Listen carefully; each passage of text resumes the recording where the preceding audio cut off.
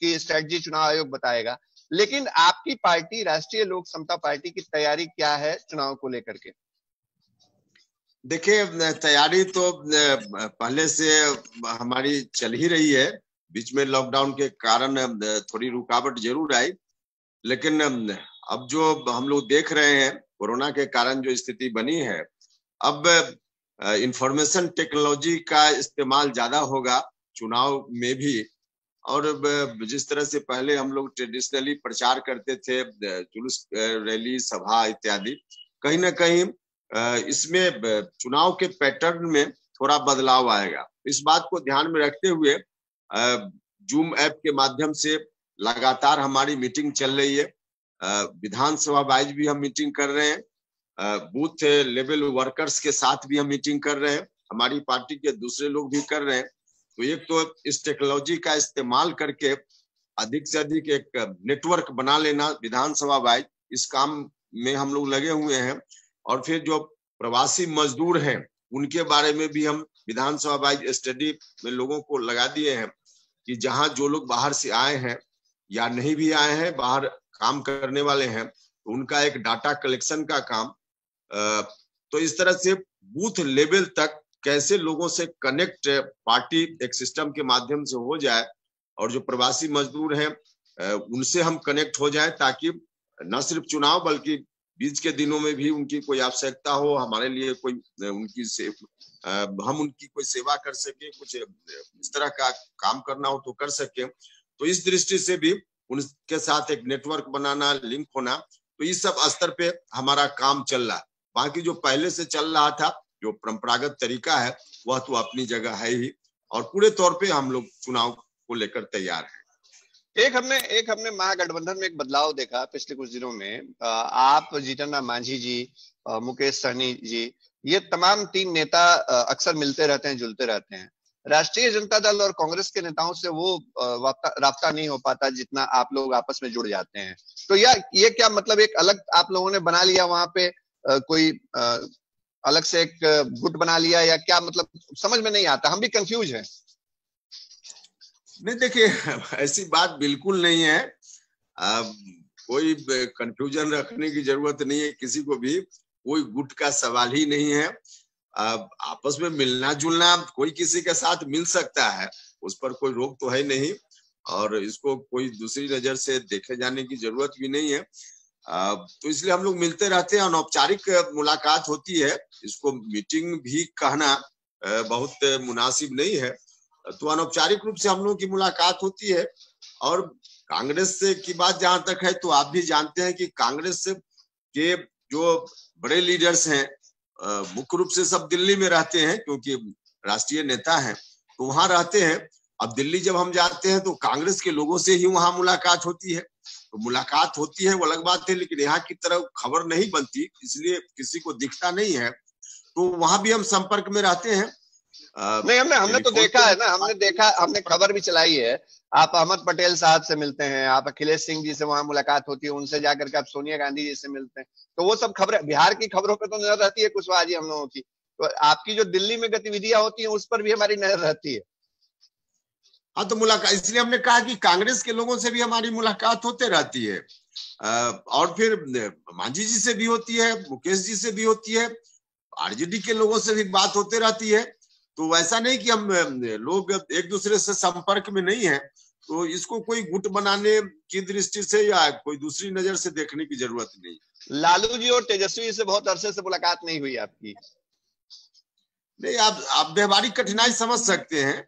Lalu ji jail में हैं, स्वाभाविक रूप से फ्रीक्वेंटली उनसे मुलाकात की गुंजाइश हो भी नहीं सकती है।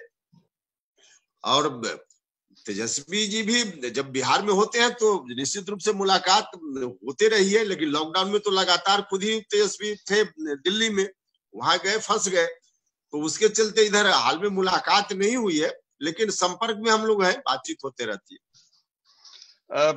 हालांकि अभी चुनाव को लेकर के कोई आयोग की तरफ से तैयारी नहीं है कुशवाहा जी, लेकिन आप लोग टेबल टॉक पे कब तक आने वाले हैं? कोई क्या कुछ इसकी रूपरेखा अगर साझा करने लायक हो तब, अगर नहीं करना चाहते हैं तो कोई बात नहीं। नहीं, जब हम लोग करेंगे तो जानकारी आपको मिल जाएगी।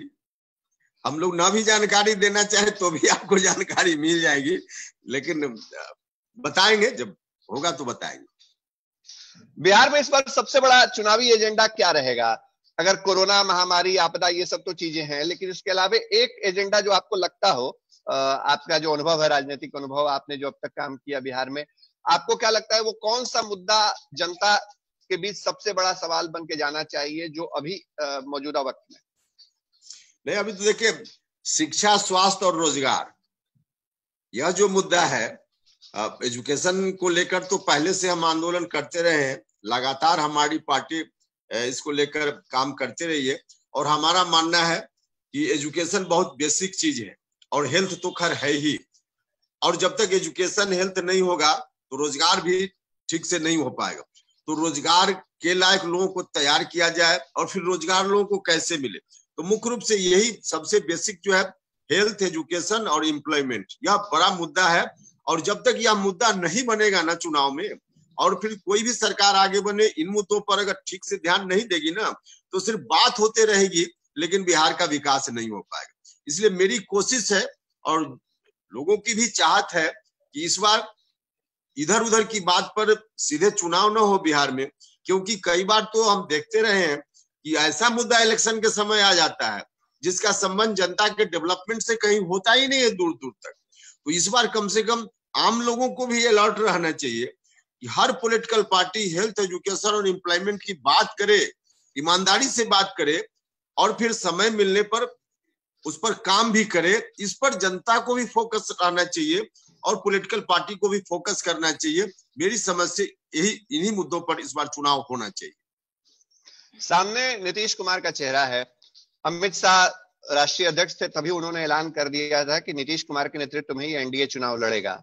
महागठबंधन क्या किसी चेहरे को आगे करके चुनाव में जाने की स्थिति में आपको नजर आता है इस वक्त? क्यों नहीं, अगर हम लोगों ने तय किया तो चेहरा भी आगे जा सकता है। अभी तय हम लोगों ने नहीं किया है, तय होगा तो चेहरा भी जा सकता है। ऐसा भी नहीं तय हम लोगों ने यह भी तय नहीं किया कि बिना चेहरा का चुनाव हो। हम लोगों ने अभी यह भी नहीं तय किया कि चेहरा के साथ चुनाव हो। तो हम लोगों ने तय नहीं किया है, तय होगा तो हो सकता है, चेहरा भी आ सकता है। इसके लिए मिल बैठ के बात करेंगे, जो आपकी पुराना स्टैंड है आपका, वो उस पर आप लोग अभी भी हैं? हाँ बिल्कुल, मिल बैठकर हम लोग बात करेंगे, और चेहरा हो सकता है, किसी का चेहरा हो सकता है, हो सकता है। एक आपकी राजनीति को समझने वाले लोग, और जितना हमने भी आपको कवर किया है, जनता दल यूनाइटेड को कवर करने का मौका मिला हमको। आपने जब बिहार नवनिर्माण मंच बनाया तो भी हम अक्सर आपसे मिलते थे, जब आप रोजाना कम से कम एक दिन तो प्रेस वार्ता करते ही थे एमएलए क्लब में। और उसके बाद आपने जब पार्टी बनाई गांधी मैदान में, वो दौर भी हमको याद है। आपके साथ अरुण बाबू हुआ करते थे और बाकी सतीश जी। तो आपके संघर्ष को हमने देखा है, और हम जितना समझते हैं या राजनीतिक जानकार जो बिहार के मानते हैं, उनका यह मानना है कुशवाहा जी कि आपको सत्ता की कुर्सी बहुत दिनों तक अच्छी नहीं लगती है, उसमें आपको कांटे निकलने महसूस होते हैं। ऐसा क्यों होता है? नहीं, देखिए, हम सत्ता से सॉल्यूशन चाहते हैं, असल में दिक्कत वहीं पर होती है। हम संघर्ष करके कुछ भी करके सत्ता में चले जाएं तो इतना उद्देश्य नहीं ना, इतना मकसद नहीं ना है। वहां जाकर के क्या हम कर रहे हैं, सॉल्यूशन जो है लोगों की समस्याओं का, वह निकल पा रहा है कि नहीं। तो वहां जाकर भी हमारे मन में सारी बातें चलती रहती है। जो बात सड़क पर जब हम संघर्ष करते रहते हैं, उस वक्त जो मेरे मन में बात रहती है, मस्तिष्क में बात रहती है, वह बात कुर्सी पर जाने के बाद भी मेरे मन में रहती है। और इसलिए वहां जाकर ऐसी स्थिति अब तक बनती रही। अब वहां जाकर हम भी दूसरे लोगों की तरह आराम के मूड में आ जाए कि चलो भैया काम पूरा हो गया, कम से कम 5 साल तो अब आराम करो, यह बात मेरे मन में कभी आती नहीं है, और आनी भी नहीं चाहिए। पॉलिटिकल लोगों के मन में यह बात नहीं आनी चाहिए, लेकिन आ जाती है, अलग बात है, लेकिन मेरे मन में नहीं आती है। इसलिए वहां जाकर भी ऐसी स्थिति बनती है, और कोई दूसरा भी कारण बिल्कुल नहीं। चलिए, ये तमाम मुद्दे जिन पर आपने अपनी राय रखी, और जो हमारे मन में सवाल थे, हो सकता है चंद सवाल छूट गए हों, आप सामने बैठे हो तो हम भी भूल जाते हैं कई बातों को। लेकिन एक जो बहुत अहम बात हम सीधे चाहते हैं, इस वक्त जो भी दर्शक देख रहे हैं, आपके कार्यकर्ता देख रहे हैं, आप दूसरे दलों के भी लोग देख रहे हैं हमारे प्लेटफॉर्म पे, उनसे आप कोरोना महामारी के बीच अभी क्या अपील करेंगे? किस तरह से इस पर हमको मुकाबला करना चाहिए? क्योंकि ये राजनीति से अलग, ये एक हमारे सबके लिए चुनौती है कुशवाहा जी। हाँ, निश्चित रूप से इसके लिए सब लोगों से मैं हाथ जोड़कर प्रार्थना करना चाहता हूँ। इस बीमारी को कोई भी व्यक्ति हल्का में न ले। कई लोगों के मन में यह बात है कि लॉकडाउन खत्म मतलब समस्या खत्म। लॉकडाउन खत्म करने की व्यवस्था है, स्वाभाविक रूप से लॉकडाउन खत्म हो रहा है, धीरे धीरे हो जाएगा, लेकिन बीमारी से लड़ने की चुनौती हमारी रोज बढ़ रही है, समस्या रोज बढ़ रही है। हम कहाँ चले थे एक बीमारी से, और 3 महीना 2.5 महीना के अंदर हम 1.5 लाख से ज्यादा बढ़ गए हैं।